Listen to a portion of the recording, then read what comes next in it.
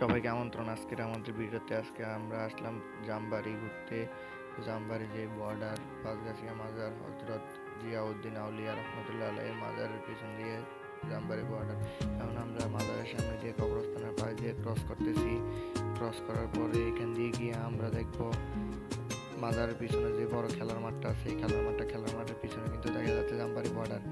তো আমরা ওই বর্ডারের সৌন্দর্যটা উপভোগ করতে আমরা চলে যাব বাগানের ভিতর দিয়ে। বাগানের ভিতর দিয়ে যাওয়ার সময় রাস্তার অবস্থাটা কিন্তু অনেক খারাপ। ভিডিওতে যাওয়ার আগে আপনাদেরকে আরেকটা কথা বলে নেই, জামবাড়ি কিন্তু পড়ছে আমাদের কুমিল্লা সদর উপজেলাতে, আমরাতলী ইউনিয়নের জামবাড়ি। আপনারা যারা জামবাড়ি যাইতে চান তাদের জন্য বলছি, জামবাড়ি এরিয়াটা পিকনিক স্পট, পর্যটক স্পট হিসেবে খারাপ না, ভালোই। আপনারা যারা যাইতে চান তারা কুমিল্লা থেকে গেলে রাজগঞ্জ থেকে চিংড়ি পাবেন, অটো পাবেন, আমরাতলী দিয়েও যাওয়া যায়, বাঁশমহল দিয়েও যাওয়া যায়। আমরাতলী দিয়ে এসে আমরাতলীর ভিতর দিয়ে করে শহরে যে রোডটা ঢুকছে ওই রোডটা দিয়ে ঢুকিয়া জামবাড়ি আসতে পারবেন। আবার বাঁশমহল দিয়ে আসলে বাঁশমহল দিয়েও জামবাড়ি আসতে পারবেন।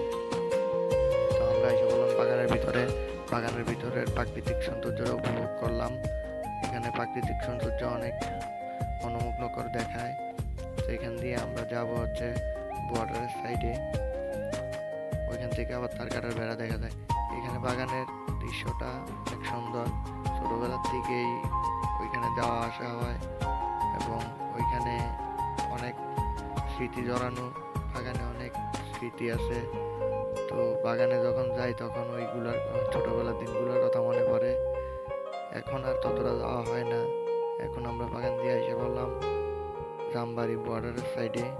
এখান থেকে বাংলাদেশ ভারতের সীমান্ত শুরু হয়েছে।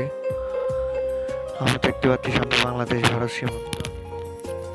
এখানে আবার ফিজার লাগানো আছে, ইন্ডিয়ার তারা ফিজার লাগাই রাখছে তাদের সীমান্ত নির্দেশন করার জন্য।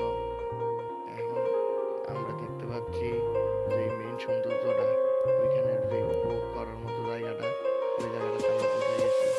এখানে আমরা বিজিবি ক্যাম্পে দেখতেছি, যেটাতে বর্ডার কাটতে হয়।